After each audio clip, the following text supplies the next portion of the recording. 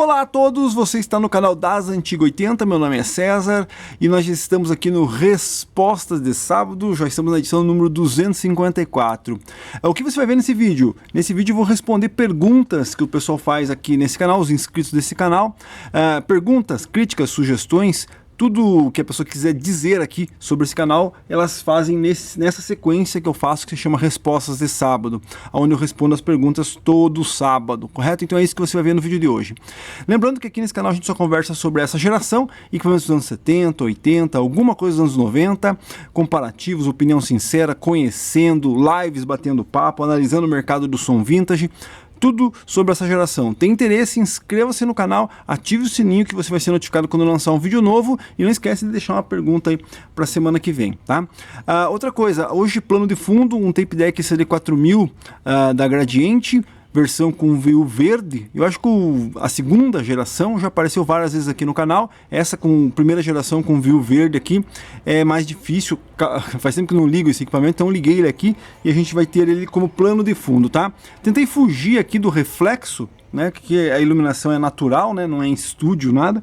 Então eu tentei fugir do reflexo aí, não ligue muito pro reflexo, tá? Então é isso, vou responder as perguntas aqui, deixe sua pergunta para semana que vem aí, pra gente poder responder, inscreva-se no canal, ative o sininho. Então vamos lá, começar aqui então com a Daniel DRZ. Olá César, obrigado por responder ao meu comentário. Eu concordo com você que o ideal seria poder refazer a parte gasta do cabeçote ao invés de desbastar. Porém, há um problema nisso. A fita tem que encostar constantemente naqueles pontinhos pretos do cabeçote. Não pode haver ar ou qualquer outro material isolante entre a fita e eles.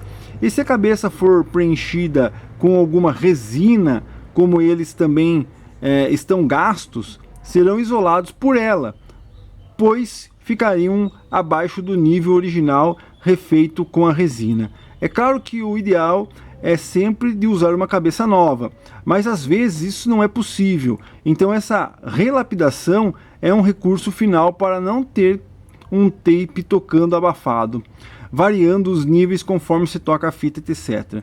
Mas não é uma panaceia, essa palavra. Dependendo o nível de desgaste ou o tamanho da cabeça, pode não dar certo. Pois é uma discussão que a gente teve no vídeo passado, né? Esse é o 254, lá no 253, com relação ao desgaste de cabeça. Como você disse aí, o ideal seria colocar a cabeça nova, né? Eu acredito que na época que se fazia manutenção nesse tipo de equipamento, se encontrava cabeça nova tranquilamente, sem problema nenhum. Então não teria muito essa tentativa de recuperação da cabeça. Era muito mais fácil simplesmente ir lá e trocar, né? Mas hoje em dia, com a falta de componentes de qualidade de reposição, né? Muita gente troca a cabeça aí original de época, tal, uma cabeça boa pra caramba por cabeça de walkie-talkie não, né? De Walkman, então, ou de microsystem da Aiva. Pode ser que tenha a mesma qualidade, vai melhorar muito, mas, cara, né? Vocês sabem o que eu acho aqui sobre equipamentos ou sobre peças, componentes fabricadas nos anos 70 e fabricadas hoje, né? Não tem muita comparação. Então, com certeza, tentar fazer a recuperação desse tipo de componente seria o ideal, mas a gente sabe que é difícil ficar perfeito, né? Então, quando você falou, fazer um polimento, você vai estar tirando material ali, né? Com certeza. Você fazer um enchimento, um preenchimento, poderia tentar fazer um teste, né? Você falou que a fita tem que estar em constante contato com os pontinhos. Eu acredito que não é bem assim, né? Aquilo ali é um setor magnético que ele pode atravessar. Não é à toa que a gente tem cabeçotes de cristal ferrite, né? Com certeza o cristal ferrite ele é condutor, né? Então ele consegue conduzir e a fita consegue ser captada ali, mesmo passando por aquele cristal, né? Por aquela película. Então seria mais ou menos isso, você fazer uma película em cima da cabeça e se a cabeça conseguir ler a fita, mesmo com aquela película em cima, pode ser. Teria que fazer testes, analisar bem certinho, ver se dá certo, ver se... Cara, é bem complicado, né? Pena a gente não tem tempo hábil para tentar ficar fazendo esse tipo de teste aí, mas com certeza se você conseguir recuperar uma peça original de época para repor no seu tape deck, é muito melhor do que do que pegar aí um tape, uma cabeça nova, de baixa qualidade, esse tipo de coisa, beleza? Então é isso aí, obrigado pelo comentário. Continuando, Daniel Xavier, like e ipado, valeu, obrigado Daniel por participar. Galvão 1091, lindo equipamento, ele está falando do último vídeo onde apareceu o plano de fundo, um Quasar Mixer QA8800, né? Continuando, Leonardo Freitas, boa noite César, gostaria de saber sobre o receiver Greynotes LR4000, é um bom equipamento? Obrigado. Cara, é mais do que um bom equipamento, né? Já tive esse equipamento aqui no canal, faz tempo já que ele apareceu aí, vai estar aqui na descrição o vídeo dele aí. Eu considero como o melhor receiver nacional, né? Ah, César, mas e o 1450, e o STR 1250, e sei lá qual outro modelo aí, o PR 4250, ah não, o Model 1660, cara, eu não sei, mas eu acho que o LR 4000, peraí, você tá falando do 4000, né? 4000, não, não, desculpe, confundindo, né? O LR4000 é um equipamento legal, na verdade ele é a mesma coisa que o 3000, só que eles evoluíram o equipamento, né? Porque você está falando do 4000, o 4000 já é com rádio digital, só que daí esse rádio digital tem vários poréns, né? É a transição do analógico para o digital. Então ele é um digital igual justamente do 1450, igual dos Aicos, igual dos tuner da Cygnus, né? O 800. Eu realmente não me interessaria por um LR4000, né? Apesar de a gente saber que ele é o mesmo do 3000, mas o 3000, na minha opinião, é o receiver mais... É o melhor receiver feito no Brasil, seria o R3000. 4000, como disse, ele é a mesma coisa, né? O amplificador é o mesmo, se eu não me engano, mas ele já está modernizado e para mim realmente não serve. Mas é um bom aparelho, se você tem um equipamento desse para pegar aí por um preço acessível, com certeza. Mas se eu tivesse um LR4000 zerado e alguém falar assim, não, tem um LR3000, interessa na troca? Puxa, na hora eu trocaria, né? Então essa é a minha opinião sobre esse equipamento, tá? Continuando, Roberto CWB, qual o sintoma de rolo pressor gasto? O Roberto CWB, ele é membro do canal, agradeço pela contribuição, né? Valeu mesmo, lá no setor de membros eu mostro bastidores, dicas, anúncios, golpes, tudo que eu não consigo mostrar aqui no setor aberto eu mostro lá, tá? Qual o sintoma do rolo pressor gasto? Quando saber que chegou a hora de trocar? Bom, ele deve estar falando de rolo, né? Cara, tape deck de rolo para gastar rolo pressor é muito difícil. Agora, tape deck cassete é mais fácil de você ter. Claro, né? Tem menos massa, né? Então, se você tem um deck de rolo, que você tem um rolo pressor lá um certo tamanho, para você gastar ele, né? Como ele tem mais local para atrito, correto? Uma rodana desse tamanho, certo? Ela vai gastar mais continuamente e menos. Uma rodaninha pequenininha, que é o caso do tape deck, ela vai ter um gasto maior, né? Vou citar aqui um exemplo, talvez as pessoas não entendam muito, mas que nem quando você tem, né, no caso você tá bicicleta, se você tem uma catraca, né, que nem a gente chamava antigamente, que você tem lá um monte de dente, quer dizer o quê? A chance de você gastar os dentes é menor. Por quê? Porque você tem lá 12 dentes, certo? Agora, se você tem uma catraca onde você tem 9 dentes, a chance de gastar é maior. Por quê? Porque você tem menos dentes por onde a corrente está passando, né? Então, tipo, tem uma catraca com 52 dentes, né? Para você gastar os 52 dentes é mais difícil, porque a corrente vai passar ali por 52 dentes, são 52 dentes para ela gastar. Já numa catraca, num COG, como a gente chama, de 10, então ele vai passar muito mais vezes por esses 10, a corrente, do que num dos 52. É a mesma coisa com um rolo pressor. Num tape deck de rolo, ele vai passar por um mesmo ponto, apesar da velocidade ser maior, né? Dependendo da velocidade que se usa e tudo mais. Mas ele pergunta quais são os sintomas, né? Em tape deck de rolo é difícil, muito difícil, mas em cassete você tem vários sintomas, né? Um dos sintomas é a flutuação. Então, digamos assim, se você está escutando ele e o agudo fica indo, voltando, é porque está flutuando. Quer dizer o quê? A fita não está correndo reta, certo? Provavelmente o rolo pressor está meio que ondulado ou meio gasto de um dos lados, e aí acontece, ele fica flutuando ali, certo? Não existe um contato do rolo pressor 100% com o eixo do motor lá, com o flywheel. né? Ele tem que estar 100% atracionando em todo o eixo. Se está um pouco mais gasto, quer dizer o quê? Tem uma parte que traciona menos e a fita escorrega para lá, então ela fica flutuando. Então é um dos sintomas. Outro sintoma, que é um sintoma gravíssimo, né, é a fita enrolar. Né? Então você põe lá e de repente você vê que ela está mascando fita ou enrolando fita ou alguma coisa assim. Claro que enrolar fita tem o problema também de se um dos carrinhos que puxam a fita não estiver rodando, vai embolar a fita, óbvio. Mas aquela fita que você vê que está girando e ela fica segurando e enrolando assim, é sintoma de rolo gasto, né? Outro sintoma não, né? Mas visivelmente você tem problemas no rolo quando ele está já trincado. Então, digamos assim, tem um rolo pressor onde ele já está ressecado, a borracha ressecada, trincada, cheio de ranhura, né? Já aconteceu comigo de rolo pressor tá ali tocando bem. Perfeito, perfeito. Aí você vai lá tentar dar uma limpadinha, quando você aperta ele esfarela. Esfarela inteiro o rolo pressor de tape deck, né? Porque a borracha já foi pro ovo, né? Existem várias coisas aí. Nosso amigo Luiz José tem várias técnicas aí de hidratação da borracha, né? Tudo, e isso tem tudo a ver com a primeira pergunta aí. Isso tudo para salvar um rolo pressor original. Cara, quantas vezes eu vi aí o pessoal... Não, tá com o rolo pressor velho, vou tirar e botar um novo. Você é maluco, cara, maluco. Eu guardo os rolo pressor aqui com miolo de bronze, não, de latão, acho que é, né? Esqueci. E por quê? Porque os rolo pressor antigos têm qualidade e os pessoal tirava os rolo pressor, tipo, não, revisão geral num tape deck, troca a cabeça. Nem ia lá, testava a cabeça, ver se estava boa ou não. Já arrancava fora e botava uma cabeça nova. Ah, rolo pressor velho tem que tirar. Aí colocava um rolo pressor vagabundo feito de neoprene lá, numa borracha ruim que solta pedaço para tudo que é lado, detona com fita. Então, muito tape deck aí que foi feito esse tipo de revisão, a pessoa trocar tudo ali e colocar peças do Mercado Livre. Ah, não, tem rolo pressor lá, aquilo. O cara compra um saquinho de rolo pressor por 10ão, por 20ão na época.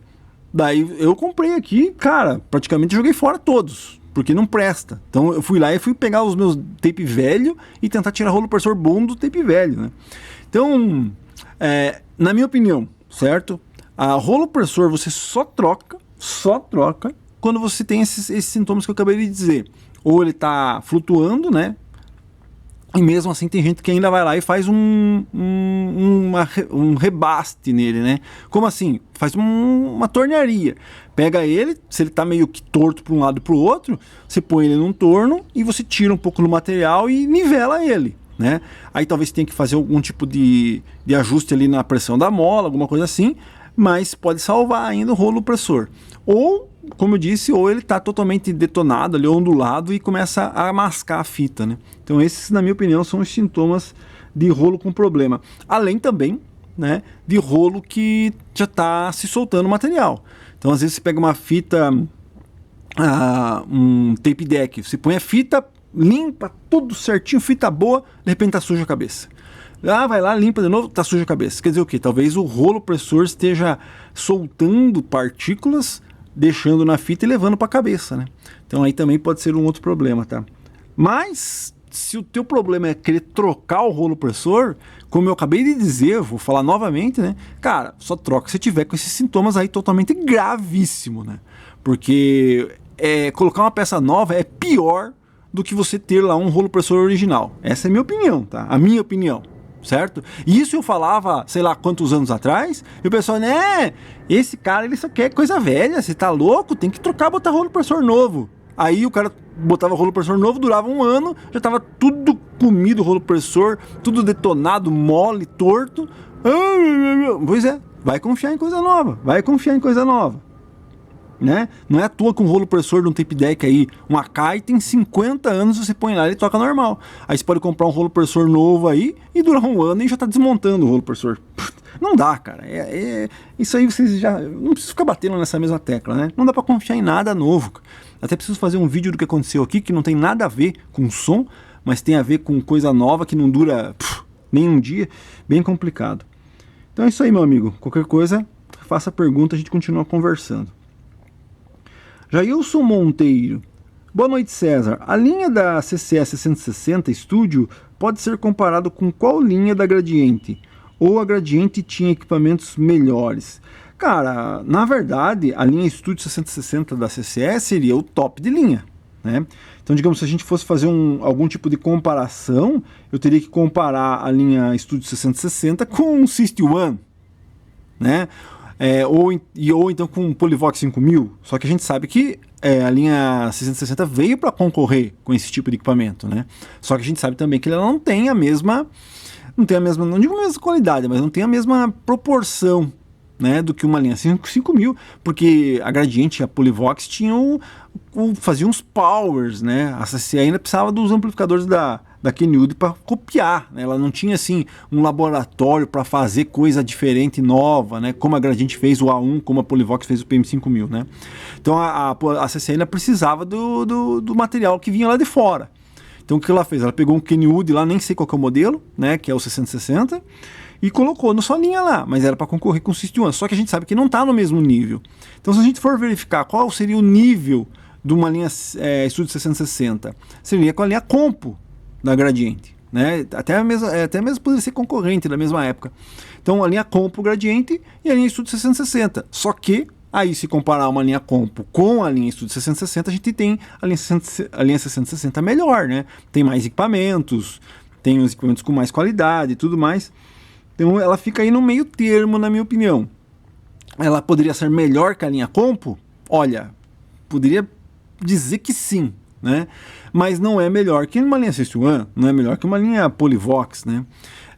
E o Polivox, César, o que poderia ser? O Polivox poderia ser o amplificador 3170, né? Mais o tuner, mais o deck, também ficaria para baixo, né? Porque nem equalizador a Polivox conseguiu fazer, né? Então a CC já tinha equalizador, mixer, né? O toca-discos também era um toca-discos, se eu não me engano, o 160 é base do RP2, né? Com o mesmo, não é do RP2, com o braço, não, desculpe, o 160 da CCE tinha braço igual ao do TD5000 da Polivox, né? Então, sim, a caixa, né? Você pegar as SL 1800, caixa de 15 polegadas, né? Uma caixa que parece uma geladeira aí, caixa boa, caixa grande, caixa bonita, né?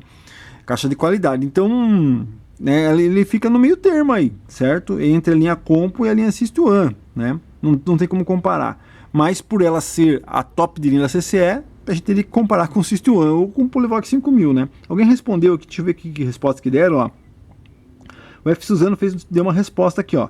Opa, beleza. Na minha opinião, com a linha Compo, pois 660 não tem amplificador como H2 e pré-amplificador, mas era um conjunto bem legal. Mas Gradiente tem melhor acabamento. Mas hoje o que vale é o cuidado que os aparelhos teve nesses 40 anos. Tem muito bem cuidado que vale a pena investir dinheiro para tê-los. Valeu. Cara, é isso, mais ou menos isso que eu falei aí, né, meu amigo F. Suzano, né? As linhas top da Gradiente e da Polivox eram superiores.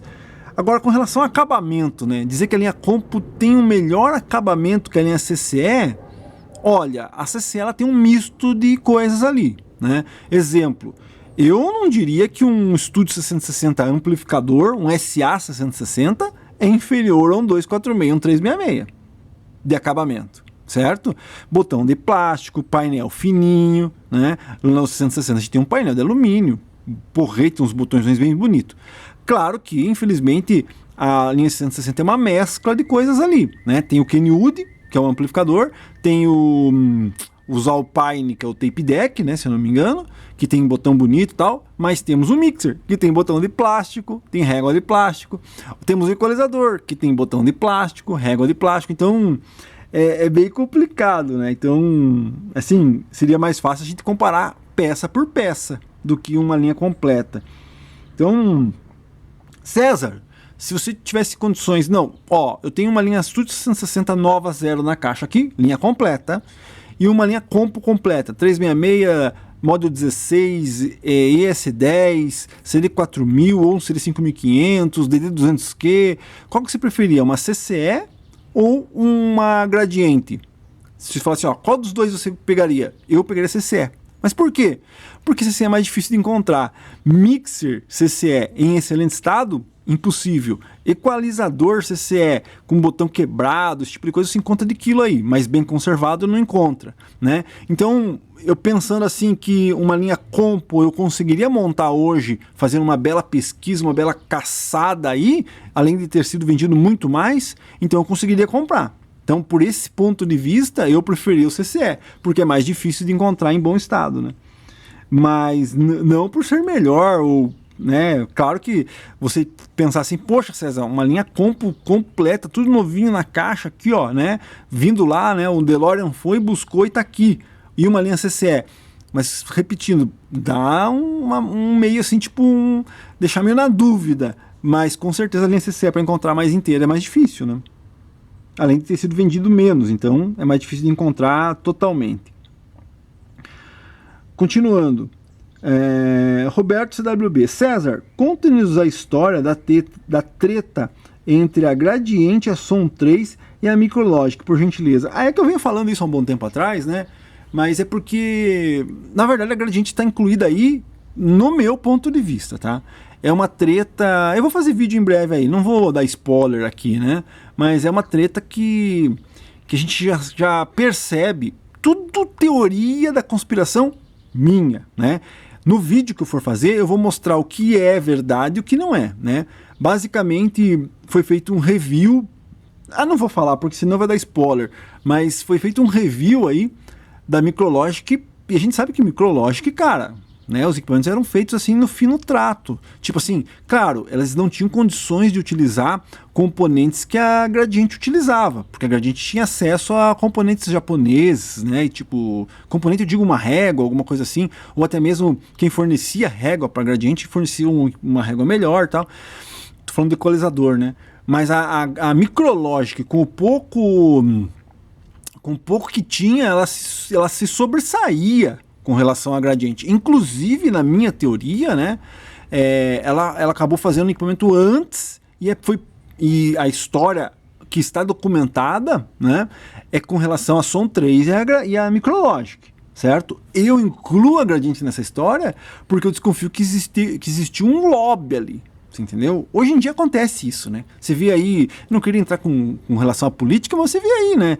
Alguém te dizendo alguma coisa, não, faça isso porque eu não sei o quê, e tá ganhando para te falar isso. É a mesma coisa eu vir aqui e falar assim, não, faça a manutenção com aquele técnico lá, porque o técnico é bom, mas eu nem sei se ele é bom. É que ele tá me pagando quinhentão aqui pra me falar para isso dele, né?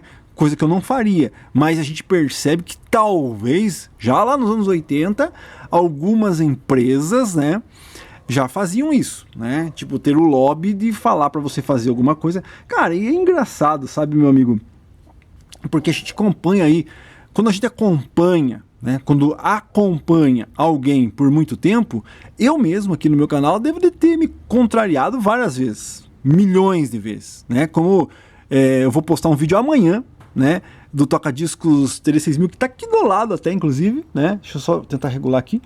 Então, de um Toca-Discos TD6000 tocando aí um Raulzito, né, Raul Seixas, e lá numa música ele diz, eu sou uma metamorfose ambulante, quer dizer o que posso estar pensando uma coisa aqui hoje, amanhã posso mudar de ideia, dependendo dos argumentos que a pessoa me mostre. Eu também sou assim, né, então eu posso ter mudado de ideia por milhões de vezes, 2.500 vídeos, posso ter me contrariado, mudado de ideia aí, né. Então, nem sei porque eu tô falando isso. Só que quando você acompanha alguém por muito tempo, você percebe quando a pessoa teve alguma influência. Eu vou ser bem sincero, eu acompanho muito um tipo de assunto no YouTube, que a gente percebe que lá no começo a pessoa, não, faça isso, olha só que legal, que bom, que lindo, que maravilhoso. Você percebia, será mesmo, né? Então a pessoa que está começando, acabava assistindo aquele vídeo e falava assim, não, vou fazer, porque o cara tá falando que é bom e tal, mas hoje, depois que o troço afundou, né? Ele diz, puxa, não faça mais isso, faça isso. Quer dizer o quê? Você mudou de ideia? Tudo bem, você mudou de ideia, né? Porque você viu que realmente o que você estava falando antes lá tá errado, ou você mudou de ideia porque a teta secou, né?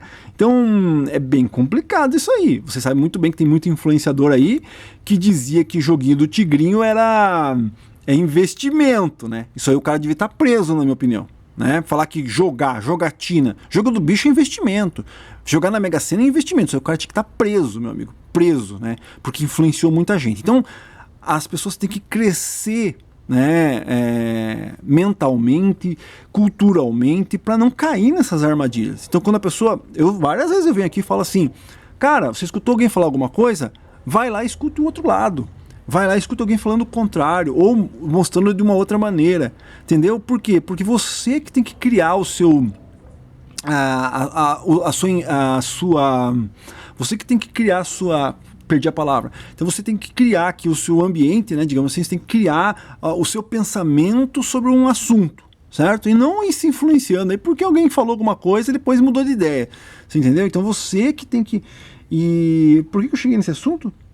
Porque realmente isso poderia ter acontecido lá nos anos 80. E você vê que nos anos 80 é pior do que hoje. Por quê?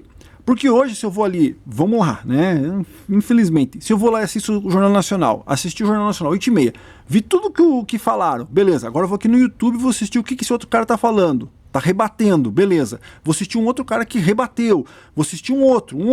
Você tem acesso à informação. Então, para você criar aí o seu ponto de vista é muito fácil hoje em dia, apesar que eles vão cortar, estão querendo cortar isso aí, né? Mas lá nos anos 80 não tinha como, cara. Né? Se uma revista, no caso a Som 3, chegasse para você e falasse assim, esse aparelho é melhor que esse, todo mundo comprava aquele, porque não tinha alguém falando o contrário. Como que a Micrológica ou qualquer outra empresa iria falar assim, não, o que eles estão falando é mentira, o meu é melhor, não tinha um contraponto lá nos anos 80. Então esse é o problema da revista, dela se paga, né? Isso é teoria minha, por uma empresa para falar mal de um equipamento lá, de outra empresa, você entendeu? E isso daí influenciou o mercado gritantemente. Então, quer dizer o quê? Nos anos 80 você poderia falir uma empresa, falir um comércio, uma marca, porque você falou mal daquela marca. Hoje em dia, só acontece com gente besta, né? Que não vai lá olhar o contraponto, né? Acredita em tudo que um cara fala. E eu sempre falo aqui pra você, não acredita no que eu tô falando, vai lá e tente ver os outros lados, ver o que a outra pessoa tá falando. Deixa eu emendar o vídeo aqui. Então, se eu falo aqui, não, ver o verde do CD4000 é mais bonito que o viu azul, eu sempre falo, é meu ponto de vista, é minha. Quando eu falo aqui, não, você não tem que trocar uma peça velha por uma peça nova, é a minha opinião, certo? Eu não estou dizendo para você não fazer isso. Se você quiser fazer, faça. Só que vá lá e veja quais são os contras. Eu acabei de te dizer que todo mundo foi lá e trocou o rolo pressor de deck bom, jogou fora e hoje está se arrependendo. Você entendeu? Por quê? Porque não pensou, não pesquisou, não foi lá olhar. Não, acreditou no que o mestre, né? Tem algumas pessoas aí que acompanham meu canal que vão estar dando risada agora. Mas o mestre, né? O mestre mago dos tapes, né? Dizia que tinha que trocar de qualquer jeito e acreditou. E dançou. Olá, vamos continuar. Valeu, meu amigo Roberto, pela pergunta. Continue perguntando aí, porque, cara, os assuntos é muito legal, né? F. Suzano, beleza, César? Top o vídeo do deck gradiente, todo desmontado e funcionando. Tá, ele tá falando do CD4000, justamente, que é esse que eu pus à venda aí, tá à venda aí. Lá no setor de membros, né? Eu pus... não, mas foi aberto também. Foi aberto também, mas no setor de membros eu mostrei mais coisas lá do tape deck todo desmontado e... Cara, é aquilo que eu falo, não foi feito revisão no tape deck. Não, eu simplesmente solucionei os problemas dele, você entendeu?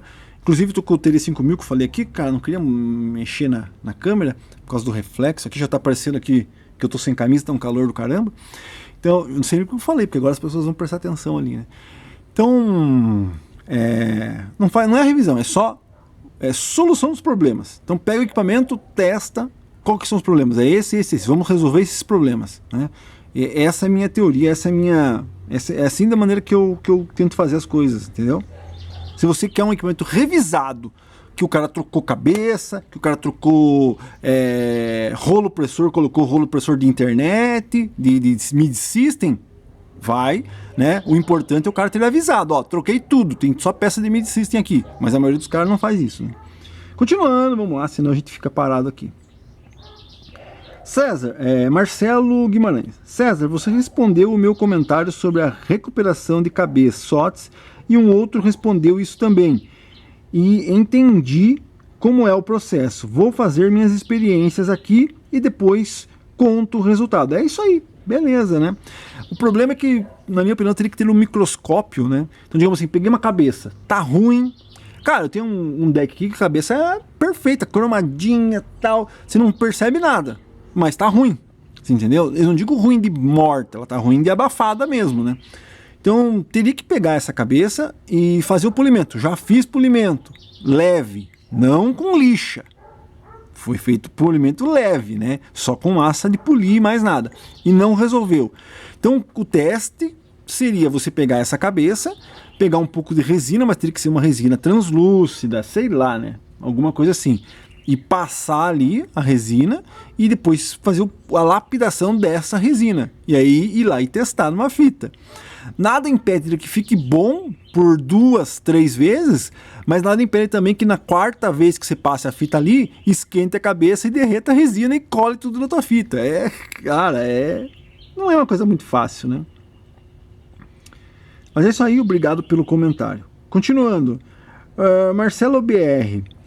Para comprovar a desvalorização do real, basta olhar a cotação das moedas, mas tem o problema de pessoas de fora virem aqui e comprar mesmo estourando a bolha. Puxa, não lembro muito bem qual foi o comentário que eu fiz da semana passada que ele está falando, né? Mas é que acho que eu lembrei, né? Exemplo, muita gente fala assim, poxa, um equipamento que se vendeu há um ano atrás por 800, hoje se vende a 1.600. Quer dizer que o aparelho valorizou? Não. É que o teu dinheiro perdeu valor, né? Então a mesma coisa, se eu chegasse assim, há um ano atrás, 800, eu ia no mercado, comprava, digamos, 10 quilos de produtos, né? Hoje, para mim comprar os mesmos 10 quilos, eu teria que pagar 1.800. Então a mesma coisa, um deck que valia 800, hoje vale 1.800. Você entendeu? Então, tipo, não é que o aparelho valorizou, mas sim que o teu dinheiro perdeu o valor, né? E então, nem todo o equipamento que o preço está como é que eu posso dizer, que o preço aumentou demais, né? Que o preço subiu. Não é bem isso, é o próprio, pelo menos ele acompanhou a inflação, digamos assim, né? E o que ele está dizendo é que pessoas que vêm de fora e aumentam a bolha, né? Cara, é que acho que o comentário da semana passada foi sobre preço de equipamento, alguma coisa assim. Cara, no som, né, na parte do som, eu já falei isso 1000 vezes aqui, né? Que o gringo pode vir aqui, é que eles não conhecem ainda, né? Eles não conhecem, mas o dia que o gringo conhecer um PM5000, uma linha 5000, ou uma linha System One, o cara fala, não, vou comprar para minha coleção. Muita gente vem aqui e fala assim, César, o que o gringo vai querer com Polivox? César, o que o gringo vai querer com... o que o gringo vai querer com o System One? Lá tem outros equipamentos. Beleza, vamos fazer um comparativo com o carro. O que o gringo quer com Opala? Pô, lá os caras têm V8, meu amigo, você entendeu? Carro base é V8, né? Carro pé de China é V8. E os caras estão comprando GTI, Opala, né? Então, por que os caras querem? Você entendeu? É a questão de coleção, de uma coisa nova, inusitada. Então, o cara que coleciona vintage, lá o cara tem 300 Marantz, 500 Sansui, 20 Macintosh, tem não sei quantos Fisher, tal. Só que, de repente, ele vê um equipamento diferente e, poxa, isso aqui de onde que é? Entendeu? O que é isso aqui? Como que é? Puxa, é nacional, brasileiro? O cara ter um equipamento desse, às vezes para ele vale a pena, então o cara paga. Só que para mim pagar R$5.000 em um PM5000 é difícil, não é fácil. Agora, um americano vir pagar $1.000, né? Que é mais ou menos o que a gente pode mais, né?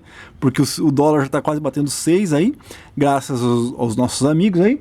Então o cara vir pagar $1.000 para o americano num PM5000 é de graça para ele. De graça para ele. Agora, para mim, pagar 5 conto num PM5000 é difícil. Então, e isso é uma coisa que eu já tinha falado, que às vezes o cara, esses equipamentos, né? Quem compra hoje um equipamento desse, quem comprou um PM5000 meu aí, que eu vendi zerado, acho que o último não, um antes, ou alguma coisa assim, não lembro, um zerado, certo? Ou mesmo 360, né? Se ele falar assim, não, o brasileiro, pé de China, não está conseguindo comprar nem pé de galinha, né? Não, mas eu vou vender para o americano. Eu já várias vezes já falei isso. Não sei nem por que eu falo isso aqui, né? Já deve ter gente pegando esse equipamento e anunciando no eBay lá, né? Por quê? Porque vou vender para quem paga em dólar, né? Já comentei várias vezes sobre carro, né? Acabei de falar sobre carro, mas que os americanos vêm aqui e compram um Kombi. Cara, as Kombi custavam 30 conto, 15 conto, 20 conto, você comprava Kombi aí até boa para restauração, certo? Só que daí veio o europeu, o americano, e falou assim, pô, 20 conto, meu amigo, é 5 mil dólares, me dá aqui, comprou todas. Daí o que aconteceu? Esses caras que vendiam por 20 conto viram que os caras estavam pagando e estavam levando embora. Não, então em vez de vender pro brasileiro que não tem 100 conto para pagar, eu vou vender por 100 conto pro gringo. O gringo paga os 100 conto. Porque o dinheiro dele tem mais poder. O nosso dinheiro não tem todo esse poder. Você entendeu? Isso pode acontecer um dia com o som, né? Então, o problema é que a gente vai ficar sem daí, né? Continuando. Olá, César. Tem uma potência Unique ZX400. Ela só tem 2 bornes para caixas. Como ligar 4 caixas de 8 ohms? Bom, você vai ter que ir lá. O Unique é, né, a continuação da Cygnus. Então você vai ter que ir lá no site, procurar, ver se ela trabalha em 4. Se ela trabalhar em 4, você só liga lá no mesmo borne 2 caixas em paralelo e acabou. Mas antes você vai precisar pesquisar, ver se ela trabalha em 4. Se ela só trabalha em 8, aí você só tem como ligar um par de caixa mesmo, não tem como ligar mais não. Vamos ver o que responderam aqui, vamos ver o que responderam aqui na pergunta dele. Victor Teixeira, liga as caixas em série, porém se confere a impedância que deu antes. Não, né? Se ele tem 2 pares de caixas de 8 ohms e a potência trabalha em 4, só você ligar os 2 pares em paralelo e pôr lá. A questão é, ele precisa saber se a potência trabalha em 4. Se você chegar no manual e só trabalha em 8, aí ele só vai poder colocar caixas de 8 ohms para cima, né? Que mais? Marcelo BR. Se suas caixas aguentarem a potência ligando 2 caixas por canal em paralelo, a impedância vai descer para 4 ohms.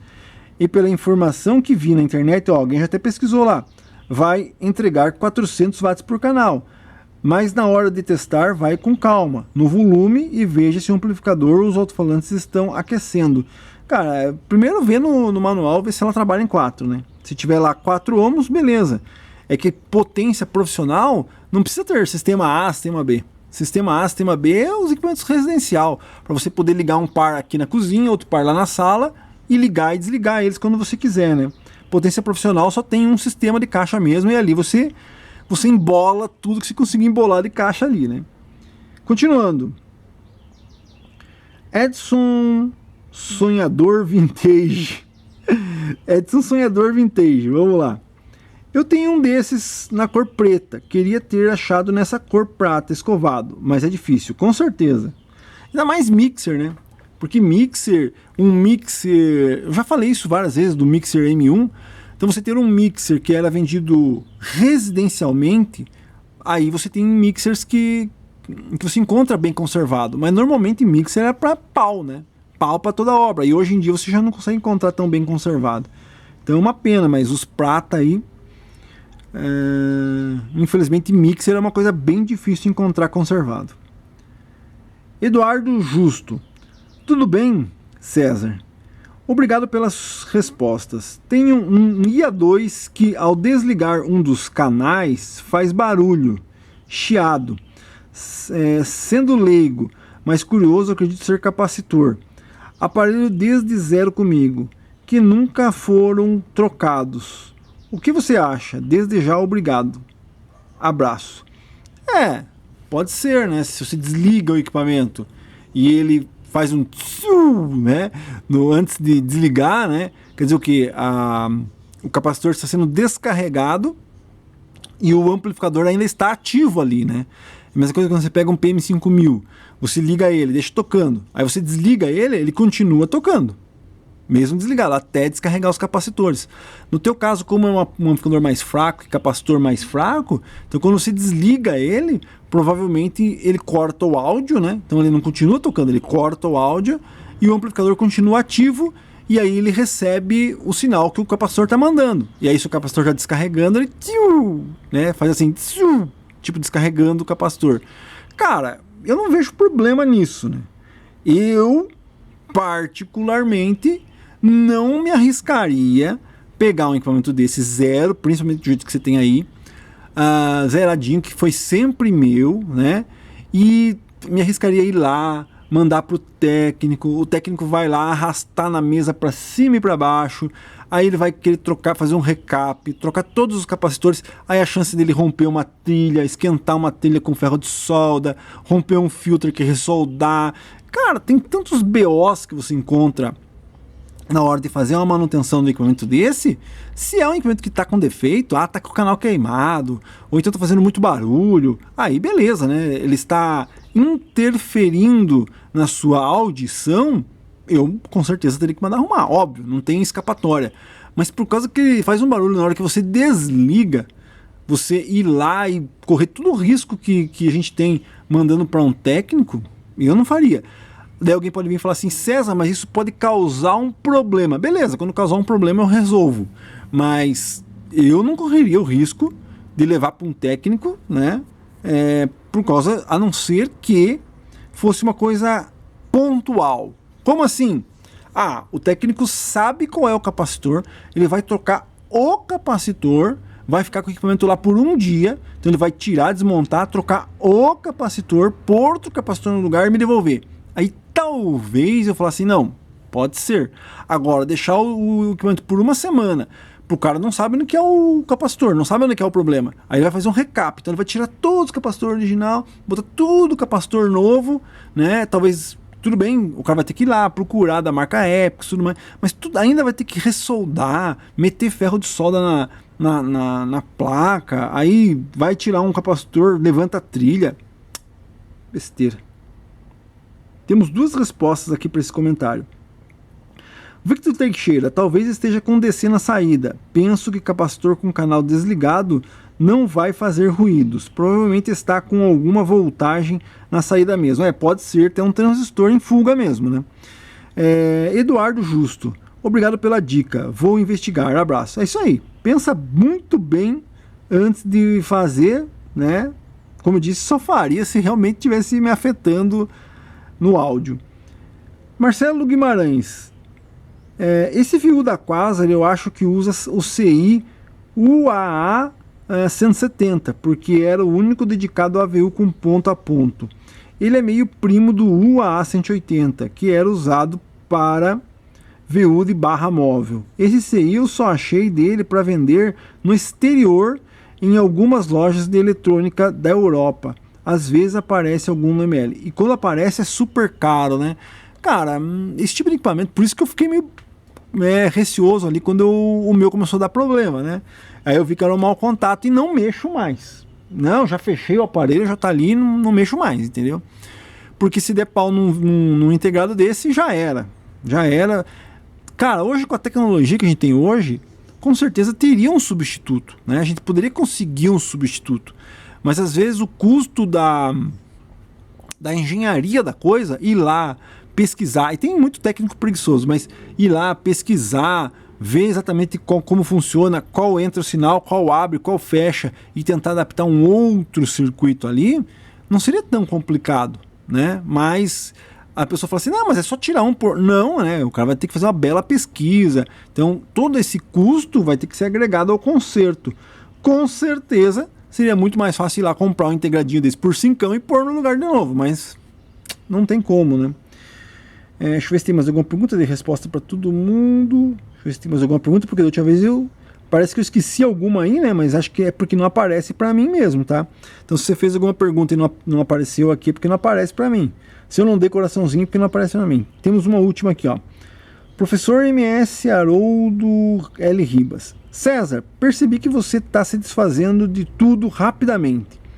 Tem a ver com os rumores nos grupos de que a venda de vintage já atingiu o limite?